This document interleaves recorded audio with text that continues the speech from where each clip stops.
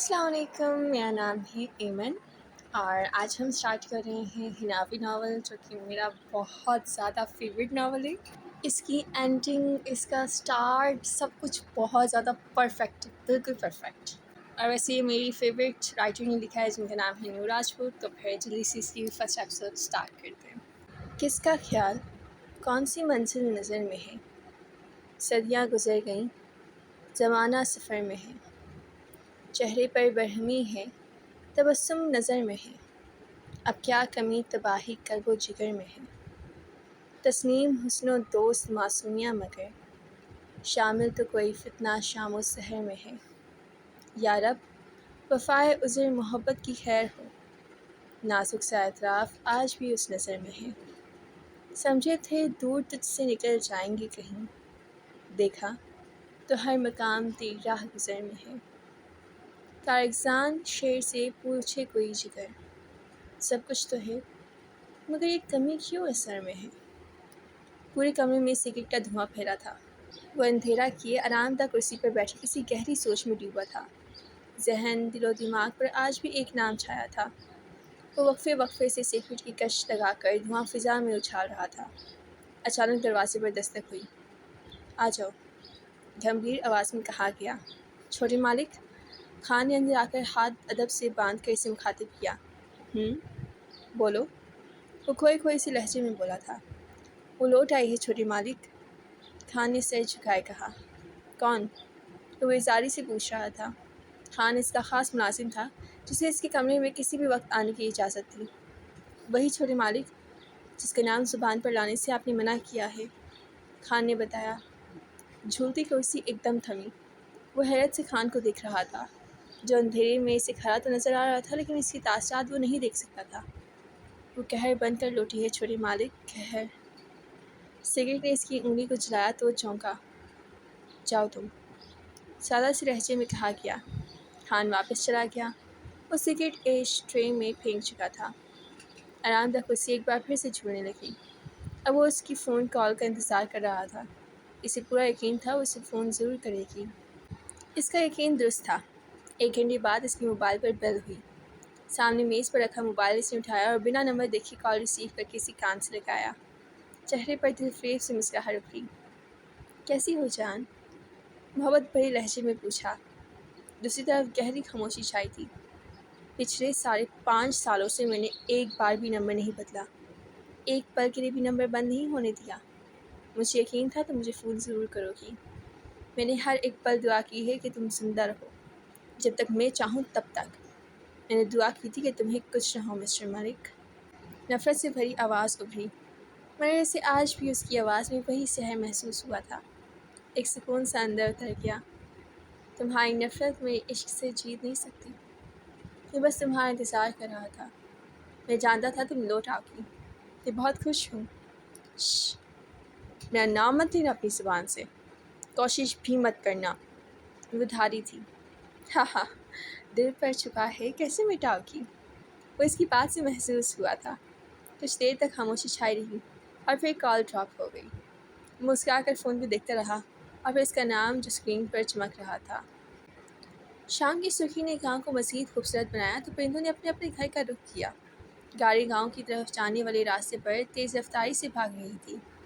Cotton के कफ लगे suit में अंदर बैठा शख्स इसरार की कैफियत में मोबाइल पर उंगलियां चला रहा था। इसके चेहरे पर परेशानी फैली थी। अचानक गाड़ी एक झटके से रुकी। क्या हुआ शेरदिल? इसने पूछा। साहब वो। शेरदिल ने कुछ कहना चाहा, तभी उसकी नज़र सामने खड़ी गाड़ी पर पड़ी। इस गाड़ी को पहचान गया था और वह एक झटके से नीचे उतरा। सामने वाली गाड़ी में से वो उतरी, खानम बेगम, अपने पुरवकार सरापे के साथ, सर पर दुपट्टा जमाए और कंधों पर बिखरी शॉल। वो कदम कदम चलती इसी तरफ बढ़ रही थी। गाड़ियों के चलने की वजह से उड़ने वाली धूल अब काफ़ी हद तक कम हो चुकी थी। खानम बेगम की चाल में गरूर था, फदा थी। कैसा लग रहा है हार कर रना ख़याम साहब? वो भी वज़ीर आला सिंधा के अहदे से। वो इसके करीब आकर पूछ रही थी, लहजे में तंज था। ख़याम रौना की नज़रें झुकी थीं। वो बरसों बाद भी वैसी ही वैसी थी, वही नखूत, वही गरूर, वही वक़ार। जुल्म के सर पर जीतने वाले को फ़ातिह नहीं कहा जाता खानम बेगम, ख़याम रौना ने जवाब दिया। और जो बीच राह में छोड़ जाए उन्हें क्या कहा जाता है? सालिम। بے وفا یا پھر بدذات؟ خانم بیگم نے انتہائی غصے سے کہا، البتہ لہجے میں کہیں حیثیت کھلی تھی۔ بس۔ وہ دایاں ہاتھ اٹھا کر دھارا تھا۔ خیام ننا کی دھار گاؤں کے کچے پکے راستے پر بھی گونج کر رہ گئی تھی۔ جھکی گردن ایک دم اٹھی تھی، آنکھوں میں سرخی پھیر گئی۔ آپ جا سکتی ہیں، خیام ننا نے کہا اور ڈرائیور کو اشارہ کیا۔ ڈرائیور نے گاڑی پکی سڑک سے کچے راستے پر اتار لی۔ سڑک چھوٹی تھی، ایک وقت میں ایک ہی گاڑی گزر سکتی تھی، اور خیام ننا نے پہلے اسے گزرنے کے لیے راستہ دے دیا تھا۔ یہ مین روڈ تھا، اس سے آگے دو راستے نکلتے تھے، ایک ملکوں کے گاؤں کی طرف تو دوسرا راجپوتوں کے گاؤں کی طرف۔ دونوں خاندانوں کا تعلق سیاست سے تھا، دونوں میں برسوں سے دشمنی چلی آ رہی تھی۔ وجہ جانے کیا تھی، مگر ابھی دشمنی ان کی دوسری پیڑھی سے گزر کر تیسری میں منتقل ہونے جا رہی تھی۔ کہیں کسی روز یوں بھی ہوتا، ہماری حالت تمہاری ہوتی، جو رات ہم نے گزاری مر کے، وہ رات تم نے گزاری ہوتی۔ خانم بیگم نے لہجے میں پھیلے درد کو سمیٹتے ہوئے کہا اور واپس پلٹ گئی۔ خیام ننا کا جھکا سر مزید جھک گیا تھا۔ وہ اپنی گاڑی میں بیٹھ کر وہاں سے گزر چکی تھی، جبکہ خیام ننا کا ذہن خانم بیگم کے کہے گئے لفظ میں اٹک گیا تھا۔ ایس پی صاحب، سمجھنے کی کوشش کریں، ہم امن ملک پر یوں ہاتھ نہیں ڈال سکتے جب تک ہمارے پاس کوئی ٹھوس ثبوت نہ ہو، کمشنر نے اپنے سامنے بیٹھے اپنے سب سے چہیتے آفیسر سے کہا۔ پر سر، اس پر قتل کا مقدمہ ہے، میں اسے کسی حال میں نہیں چھوڑ سکتا۔ وہ شدید غصے میں تھا۔ رانا صاحب، میں جانتا ہوں، لیکن ایک وزیر اعلیٰ کے پوتے پر ہاتھ ڈالنا، اسے گرفتار کرنا اتنا آسان نہیں ہے، کمشنر نے اب کی بار سے پیار سے سمجھایا۔ سر، اس کے جرائم میں دن بدن اضافہ ہوتا جا رہا ہے، اور یہ مجھے برداشت نہیں ہے۔ جانتا ہوں، لیکن ہم قانون کو اپنے ہاتھ میں نہیں لے سکتے۔ جو لوگ آج اس کے خلاف رپورٹ درج کروا کے گئے ہیں اور گواہی دینے کو تیار ہیں، اس ایک نظر پر سب کچھ الٹ جائے گا اور ہمیں ذلت اٹھانی پڑے گی۔ کمشنر نے اسے سمجھایا۔ سر، قانون کو تو اس نے ہاتھ میں لیا ہوا ہے، میں پہلے بتا رہا ہوں، اس شخص کا کسی دن انکاؤنٹر ہو جائے گا میرے ہاتھوں، ایس پی حضر حیات رانا نے انتہائی غصے سے کہا۔ اور کمشنر اسی بات سن کر مسکرا دیا۔ اچھا، کرتے ہیں کچھ، تم اپنا غصہ ٹھنڈا کرو۔ کمشنر نے اسے پرسکون کرنے کی کوشش کی۔ مزید باتیں کرنے کے آدھے گھنٹے بعد وہ کمشنر کے آفس سے باہر آیا تھا۔ سنا ہے آج رنا ہاؤس میں ماتم کی صف بچی ہے؟ بھائی، خیام ننا ہار جو گیا ہے، ایک سپاہی نے دوسرے سے کہا۔ لہجہ دھیما تھا، مگر وہ صاف سن سکتا تھا۔ اور ہمارے ایس پی کو بھی شاید اسی بات کی غصہ ہے کہ اس کے نانا ہار گئے ہیں، اسی لیے وہ مسٹر امن ملک کو گرفتار کر کے بدلہ لینا چاہتے ہیں۔ دوسری بات سن کر ایس پی حضر کا دماغ بھگ سے اڑا۔ اس سے پہلے کہ وہ ان تک پہنچتا، موبائل پر آنے والی کال نے اسے اپنی طرف متوجہ کیا اور وہ سر جھٹک کر کال ریسیو کرتے ہوئے آگے بڑھ گیا۔ ان دونوں سے وہ بعد میں حساب برابر کرنے کا سوچ رہا تھا، کیونکہ وہ جانتا تھا کہ وہ دونوں ملکوں کے چمچے ہیں۔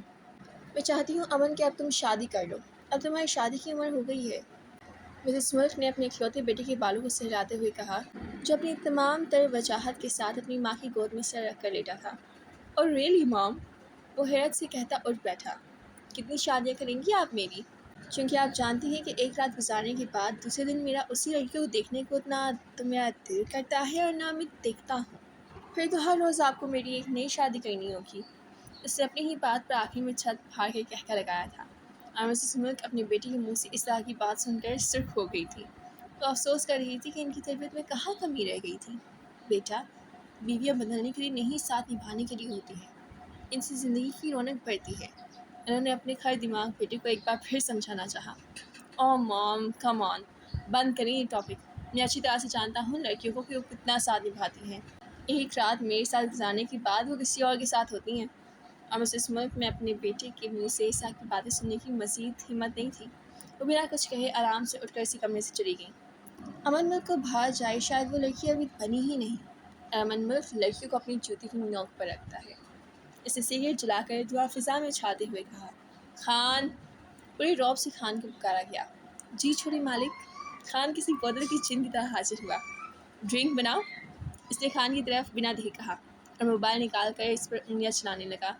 یہاں پہ کرتے ہیں ہناوی ناول کی فرسٹ ایپیسوڈ ختم۔ آئی ہوپ کہ آپ لوگوں کو پسند آئی ہوگی، اور اگر مجھے لائکس یا ویوز نظر نہیں آئے تو میں اس کی دوسری ایپیسوڈ بالکل بھی نہیں ڈالوں گی، کیونکہ میں نہیں چاہتی کہ میں اتنی زیادہ محنت کروں اور کوئی پھر سنے بھی نہ، اور جو سنیں وہ لائک بھی نہ کریں۔ ٹیک کیئر، اللہ حافظ۔